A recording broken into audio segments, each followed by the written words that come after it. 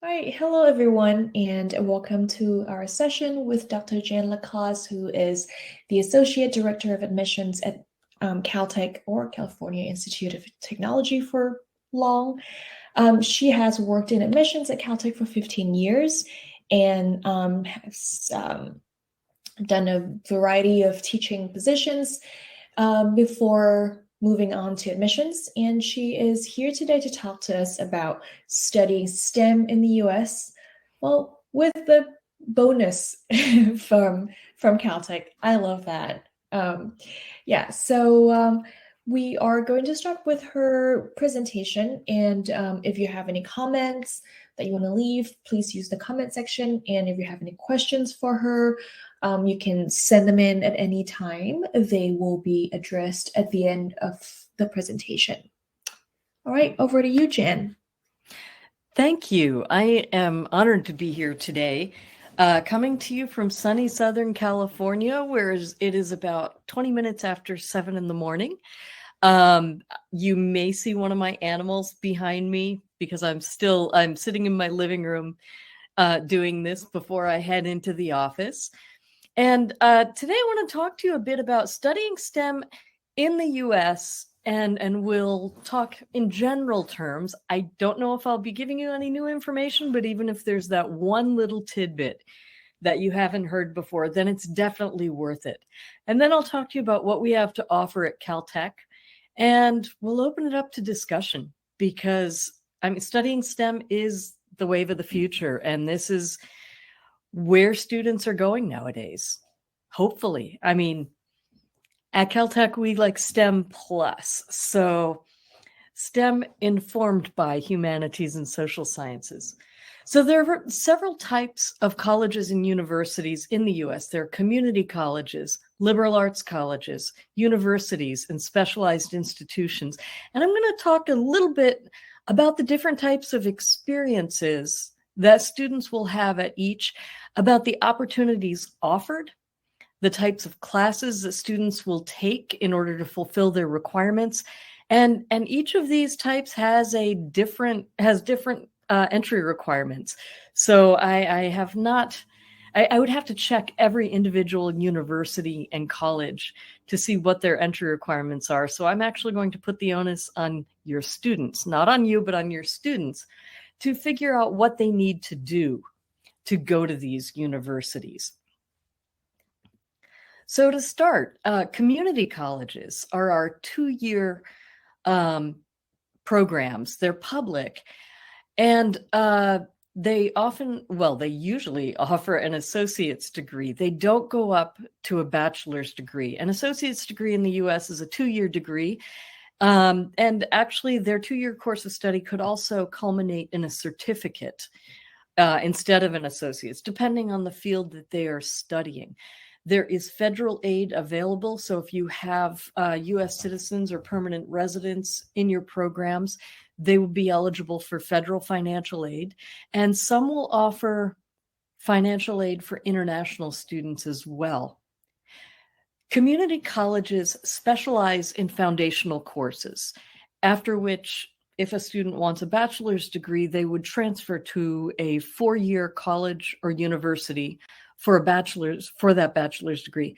Some states in the US offer 1 to 2 years of free study at the community college level. I know California is one of these for California residents, and it's a big money saver. I don't know that for anyone who is not a US citizen or permanent resident. I don't know if they would be eligible, but students can also check into that.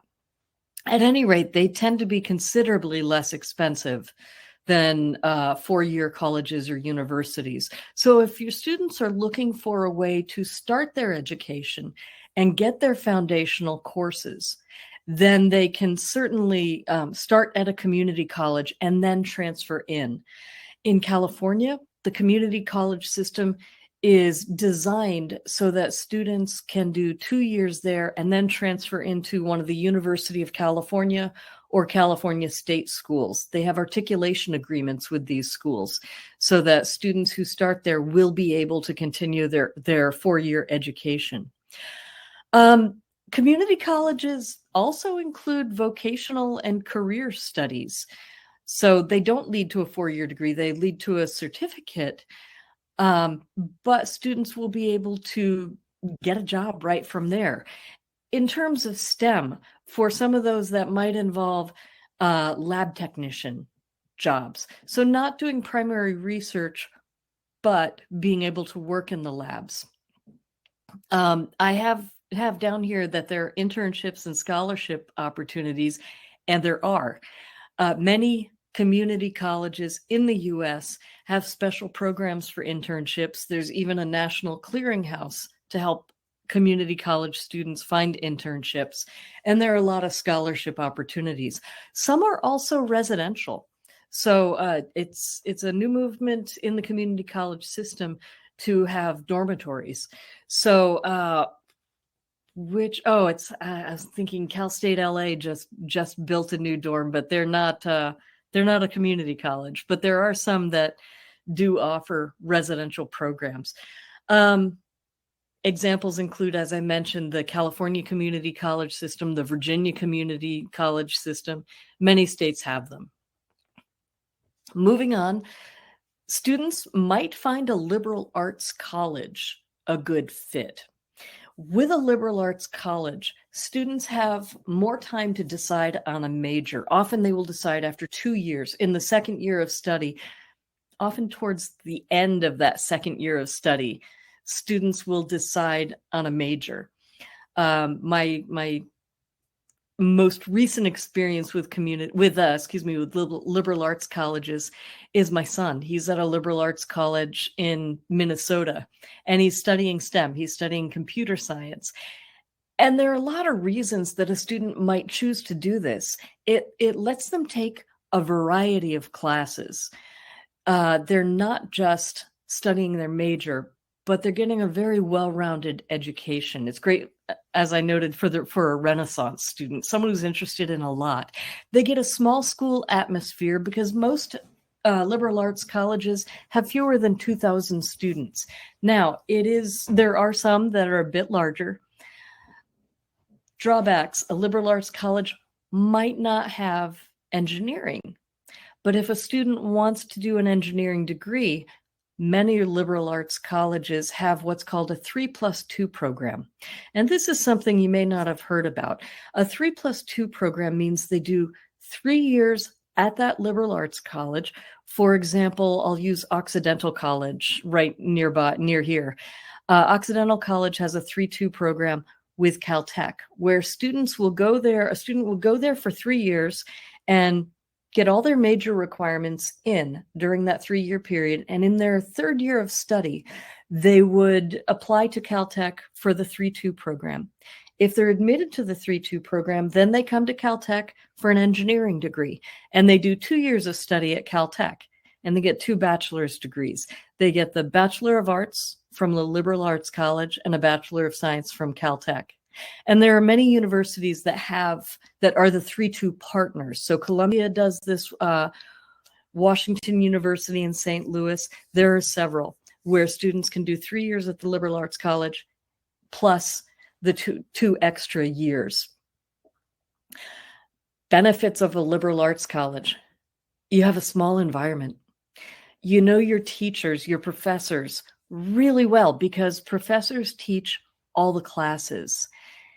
Pre-med students get soft skills. They get to learn more about humanities and social sciences while fulfilling their pre-med requirements.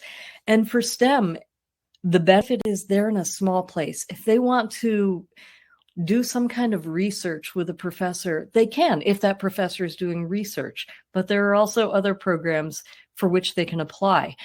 And they have internships. When students are applying to liberal arts colleges, they're looking for well-rounded students. They don't mind to focus on STEM, but they also want to see other fields as well. As an example, liberal arts colleges include Carleton College in Minnesota, Pomona College here in Claremont, California, Davidson College, Boston College, Smith & Williams, Swarthmore, Amherst College. Now, I'm also putting Harvey Mudd College on here. I don't know if you've heard of Harvey Mudd. It fits several different slots. It's a liberal arts college and it's a specialized STEM school. So, excuse me, there you get the best of both worlds, where you're in a small STEM environment with access to the Claremont colleges for your liberal arts education. So what's terrific is your students will come out as a very well-rounded STEM student. Moving on to research universities, large universities in the US often offer the largest variety of majors.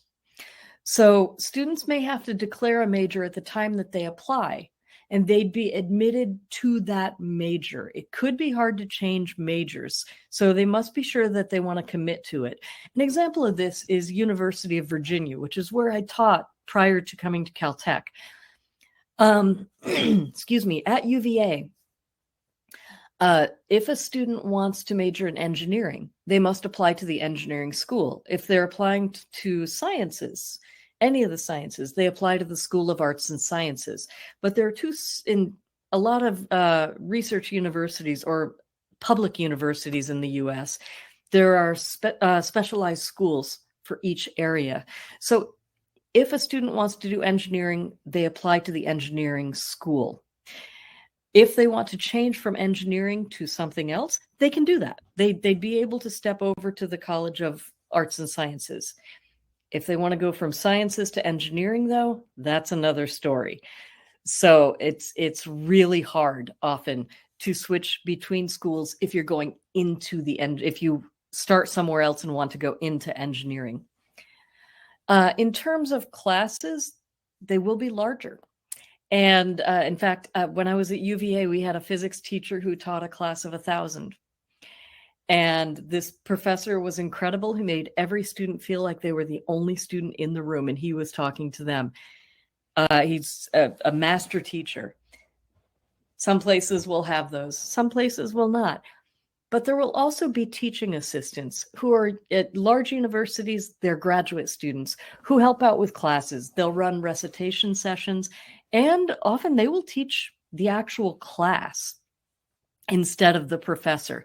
Not always, but sometimes they will. And then students will have professors in their later classes, in their third and fourth year of study.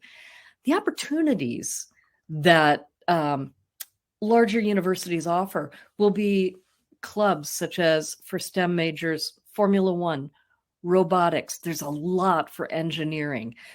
Because research universities tend to be large, they're going to have just more available. Internships, of course, research opportunities, but they might have to contend with graduate students for research opportunities on campus. And that's something that the student will want to check on and see if they will have to compete with grad students for those opportunities.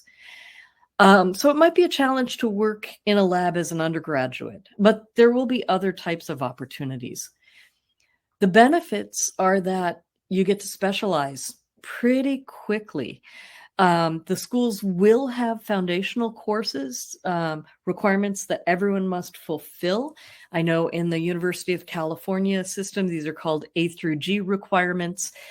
But they will be able to specialize fairly quickly so that they can figure out what they want to do in engineering or in the sciences.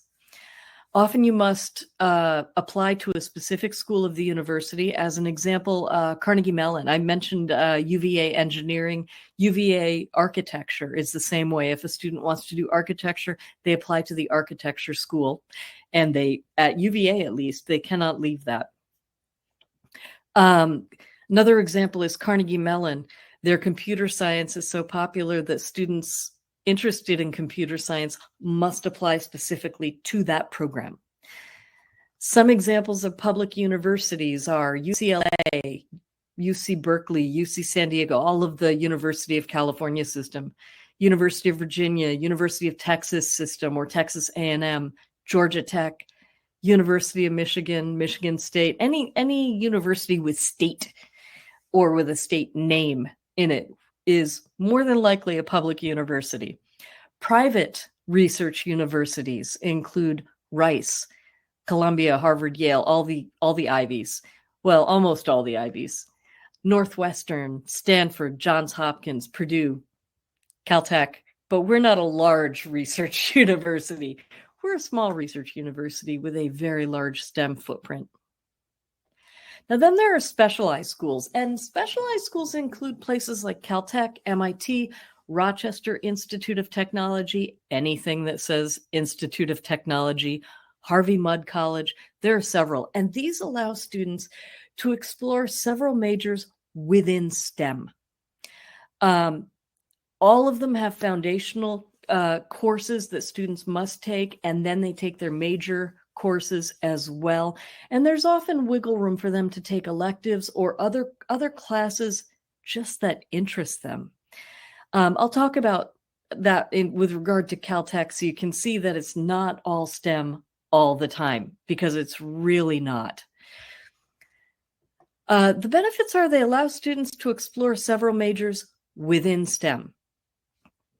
If you have a student who's interested in maybe English or history or maybe biology, well, they're going to want to go to a larger place. A research university might be the best bet for them, or a liberal arts college. If they know that they want to do something in STEM, then a specialized institution could offer them exactly what they're looking for.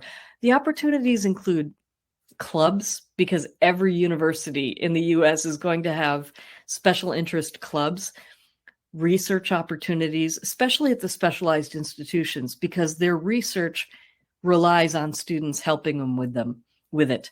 Internships, and also academic advising. Now, all of these institutions, all of the places we've talked about, will offer academic advising. At the specialized institution, students will be advised by professors who are top in their field. So it'll be a little more personal. They'll have smaller communities than large universities will have. At many, they will have, a small college environment, and professors will teach all the classes. They get all the benefits of a small college, like a small liberal arts college, plus research opportunities. And research, especially in the STEM fields, is super important, because if students want to go on to graduate school or they want to go out and get a job, then they need to have some kind of opportunity to explore this field, whatever it is that they've chosen, or explore other fields and know that that's what they want to do and understand what it means to work in these fields. Another benefit is they'll potentially have small classes, like at a liberal arts college. I often liken Caltech to a STEM liberal arts college, because they have small classes, everything's taught by professors, they know everybody, the focus just happens to be STEM. So there's a lot to offer. And whatever your students choose, they're not going to go wrong, as long as they commit to wherever it is they're going and decide that wherever they land, they're going to do the very best that they can and get the most out of the experience. And I know that's a challenge for you, is getting them to understand that if they don't get into their dream school, but they get in somewhere else, they can still do amazingly well. We know that. And if you ever need me to tell your students that, let me know, because I know sometimes hearing it from their advisor, from their counselor, they figure, oh, that's like hearing it from a parent. They're not going to believe it. I know that you know best, and you know what's right for your students. And I'm happy to back you up in any way that I can. Let me tell you a little bit about what we have to offer students in terms of STEM at Caltech. So we're going to talk a little bit about the Institute as well. And again, we're going to have plenty of time for questions afterwards. So we're located in Southern California, where the Tournament of Roses parade happens, the Rose Bowl football game, biotechnology companies and startups nearby. Science permeates Southern California, and especially the greater Los Angeles area. Southern California is a center of science. And our students at Caltech get to take advantage of many opportunities, and not just in the cities. They will go out into nature and figure out, what we need to do. They're inspired by the nature around us. And because we're in such a beautiful place, they're outside all the time, except when they're in labs. Caltech's an interesting place. The first time I visited, I noticed there were no students around. And I thought, wow, this is crazy. I was coming from UVA where there are students everywhere. No, they were all in class or in lab. But then at lunchtime or once classes end for the day, they're everywhere. And enjoying the sunshine, especially. The amount of science that takes place in Pasadena and in Southern California is expansive. And that's why Caltech is a place of boundless ambition. Professors and researchers impact science in Southern California and beyond with their innovative thinking and their discoveries. Their imagination has led to new ways of viewing our world, and it inspires our students to greater creativity. For example, John DeBeery in mechanical engineering is currently exploring jellyfish propulsion. He's already changed the way we collect wind energy through vertical axis wind turbines, not the giant horizontal axis wind turbines, but much smaller vertical axis wind turbines that are 10 times more efficient. If you've seen Jordan Peele's movie, Nope, he was one of the consultants on that. All I will say is he explores jellyfish propulsion. And if you've seen the movie, you'll understand. Katie Bowman in the middle is in computing and mathematical sciences. She was the first person to create the algorithm and figure out the science behind taking a picture of a black hole. And she's done it a couple times. Most recently, she took a picture of two black holes converging. Professor Wei Gao in medical engineering has created an artificial skin that can give robots the ability to sense temperature, pressure, and even toxic chemicals through touch. This is the amazing science happening at Caltech. Research is at the heart of Caltech. Most students start their research in our summer undergraduate research fellowship program.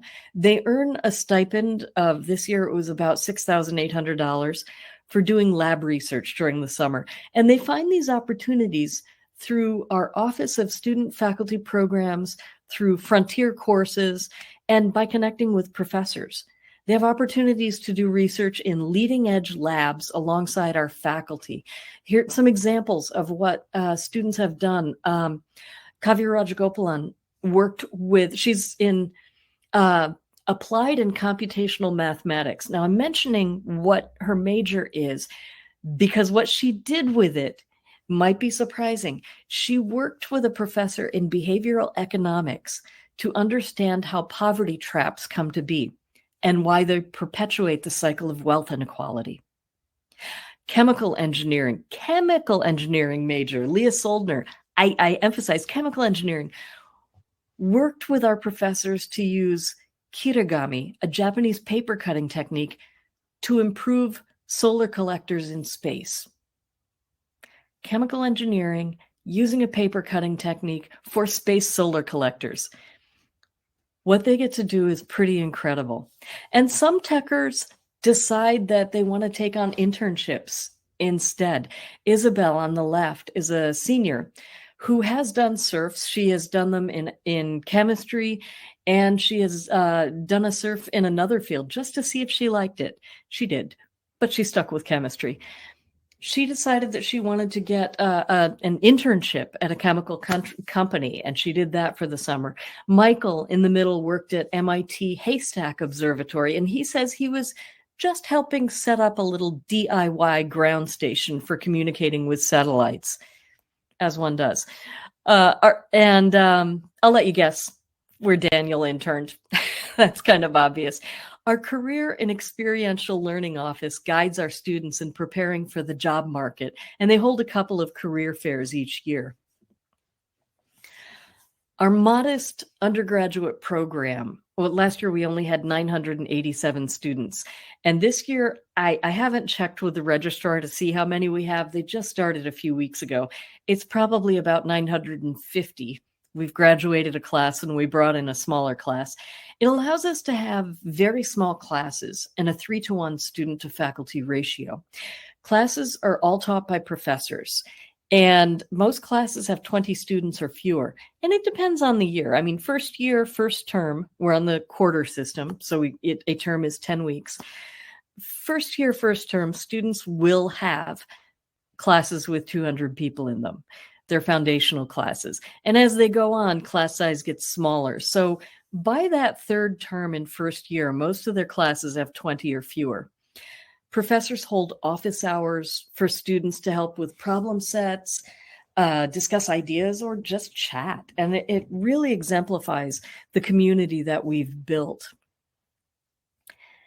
STEM is interdisciplinary, and that's something I don't know a lot of universities will actually tout as a benefit. Students who major in biology or computer science learn quickly that math and physics lay the foundation for everything in their fields. And having both a breadth and depth of knowledge gives students the tools to think differently about how they approach problems and how to solve them. And Caltech is going to challenge students to be creative in their approaches to STEM. They don't take the easy path, mostly because they don't answer the easy questions. Our students are often answering the unanswerable. So we start all of our students with our foundational courses, our core curriculum. And through core, students learn to approach problems differently. They make connections between the disciplines, and they collaborate with their colleagues on their problem sets. Most importantly, to learn the principles that are being taught, not to chase a grade. In fact, the first 2 terms are pass-fail, but to learn the principles that are being taught. Our courses build on concepts that students learn in high school, and they teach them new ways to approach problems, and they give them a really solid foundation upon which to build all of the majors. And you'll note that humanities and social sciences are incredibly important to a Caltech education. These kinds of courses help students gain insights into the thought processes of others and help scholars make connections that inform their scientific understanding. The core curriculum takes students through the first year, and in their third term of the first year, they choose a major. Students have a first-year advisor who support them as they start their journey in the core curriculum, and they get an option advisor. We call our majors options. They're assigned an option advisor once they select a major.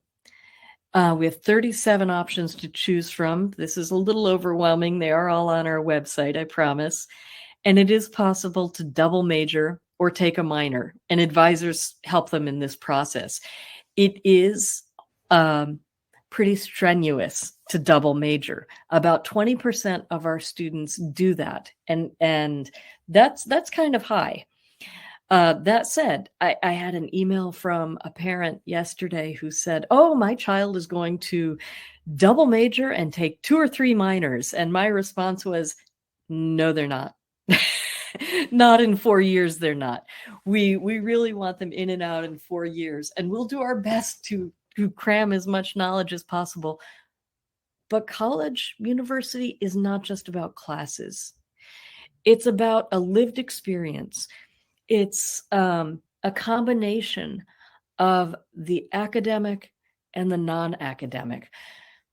Our undergraduates live on campus in one of our residence halls, and each student has at least one community to call home, because that unofficial education is a big part of learning to adult, learning to work with others, and learning to be a good global citizen.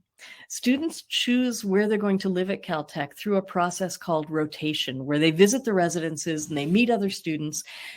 And again, these residences create community, and they hold events like interhouse parties and sports and trips and our annual ditch day.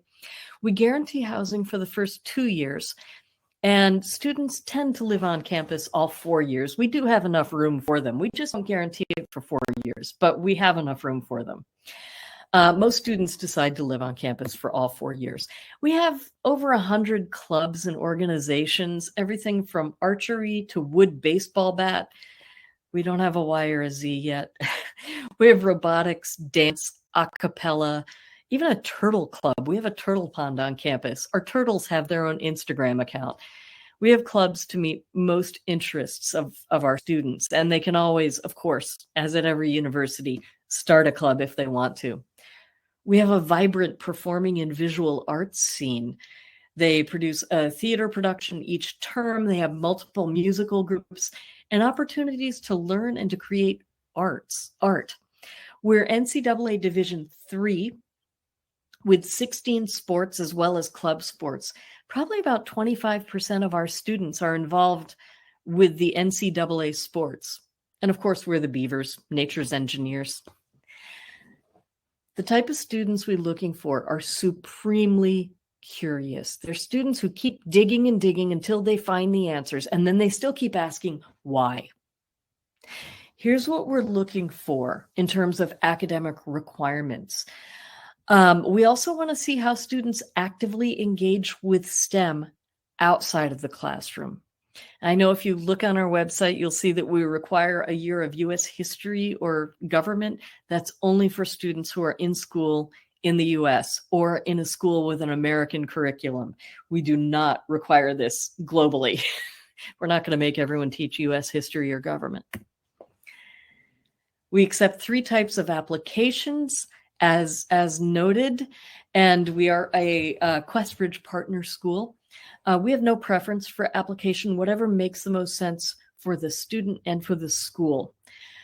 For teacher evaluations, one from a STEM teacher, one from humanities or social sciences, we want to hear about their writing because they're going to be writing a lot in STEM and they're going to be writing a lot in humanities and social sciences.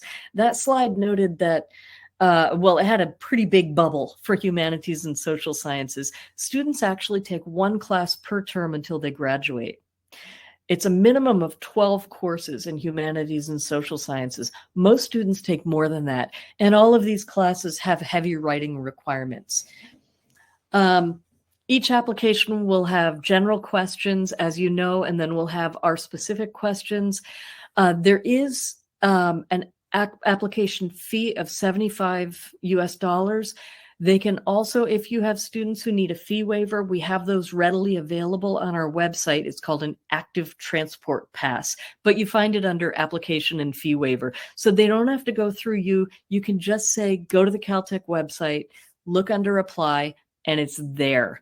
And you will not have to vouch for them that they can't afford it. We trust them. We have a testing moratorium through entry in 2025. So we're test blind for SAT and ACT.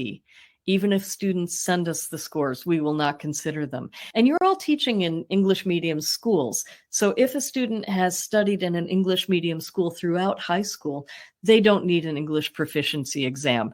Now, if they've only been there for 2 years, we would like to see one of these because we want to make sure they're ready for the level of academic English that we're going to be using in the classroom.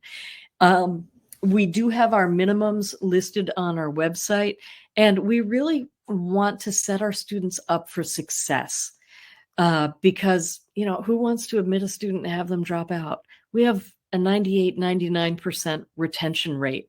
We want to keep that. We have loads of support for students once they get to Caltech because we want them to succeed as you want them to succeed.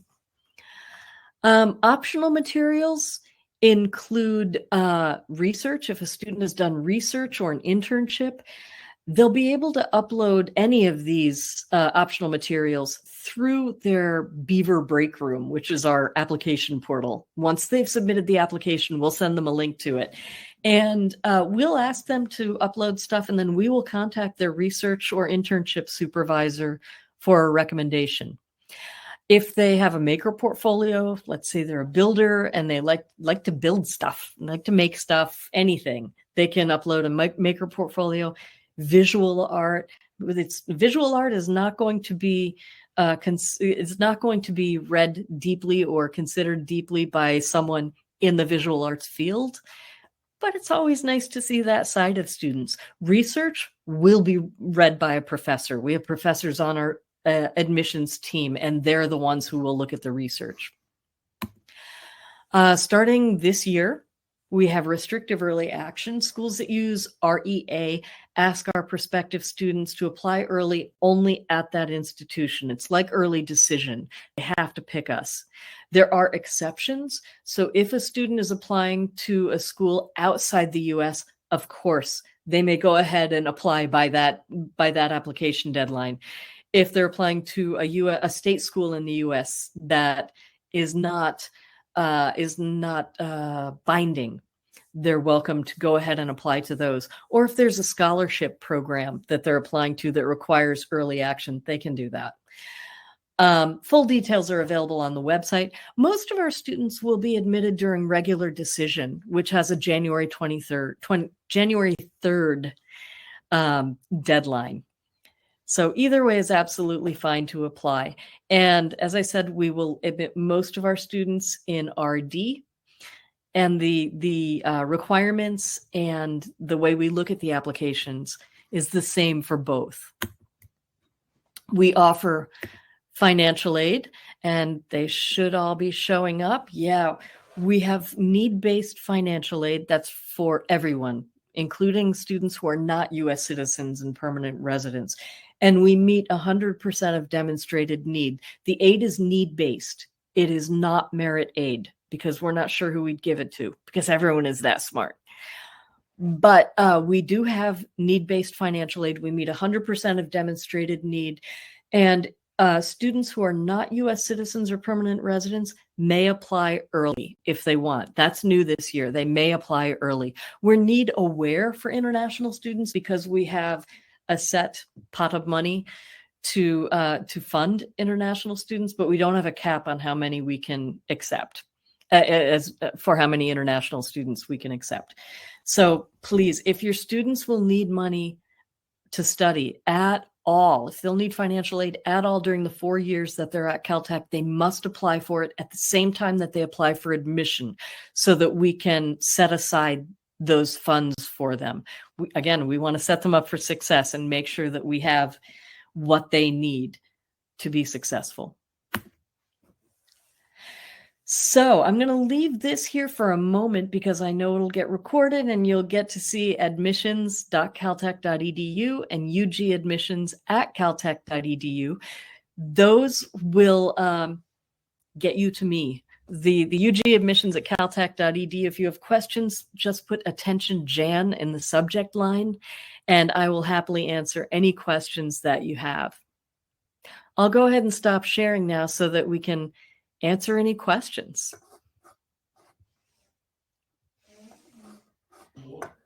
Thank you very much, Jan. That was really, really informative.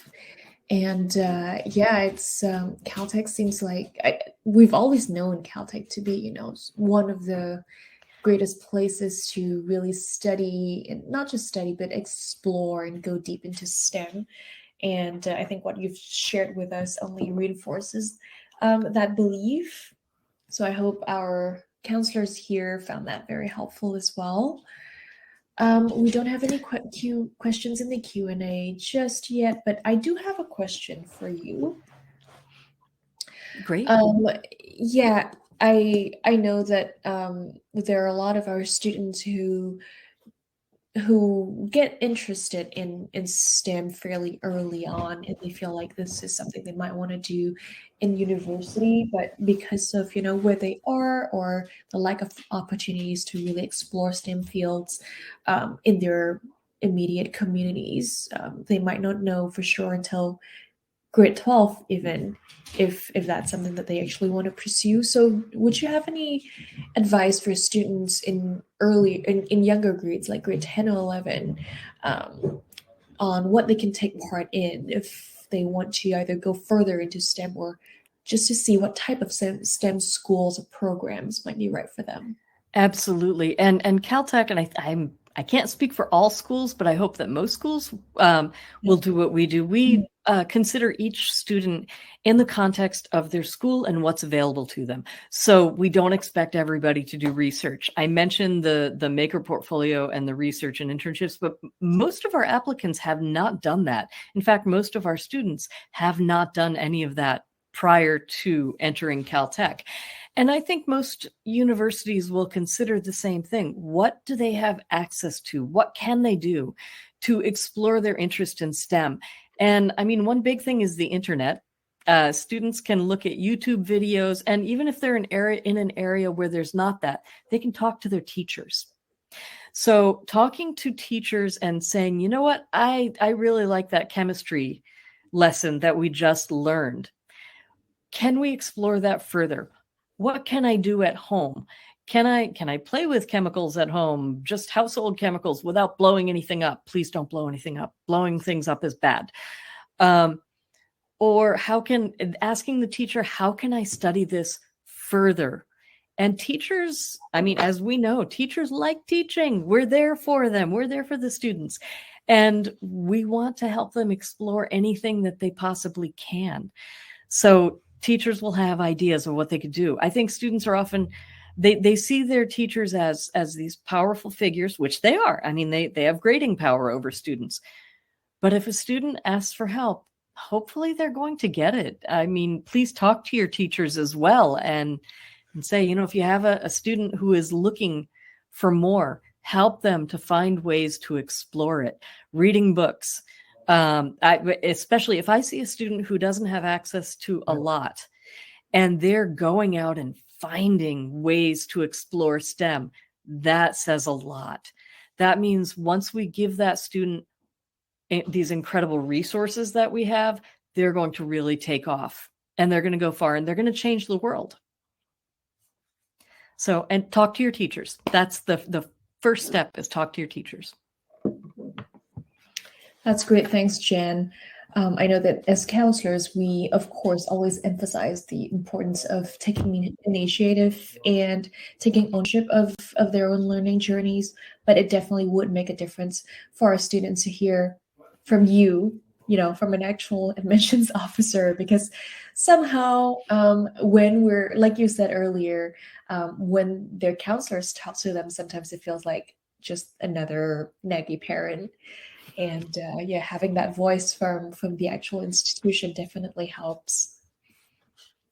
Definitely. And the reason I wanted to talk about, I for those of you watching, I requested to talk about studying STEM in the US because often, especially globally, students say, oh, Caltech, that's the best place. I need to go study there. We're small. You heard that we only have 950 undergrads. That's an incoming class of about 235. Last year, we had almost 17,000 applications for those 235 spots. Now, of course, we admit more than will say yes to us, because when they're getting into Caltech, they're getting into other places as well, and students will choose the best place for them to study. But what I wanted to make sure you know is that students, and you know this, it's getting the message to your students, can study STEM at a lot of different places. And depending on how they take advantage of the opportunities available to them, they can do supremely well. They can still do summer research at Caltech. Our summer programs are open to university students anywhere. They can still come to Caltech for graduate school, but it's not the end all and be all. They can get a terrific STEM degree at any college that they go to. If they decide they want to specialize right away, well, then universities in the UK will be terrific. 3 years studying only that field, and they have a degree. In the US, they're going to get a broader degree, but they're going to do well wherever they land. It doesn't have to be Caltech. Caltech is for the students who know they want to do research, who know that they want to do research and they want to study at a very high level.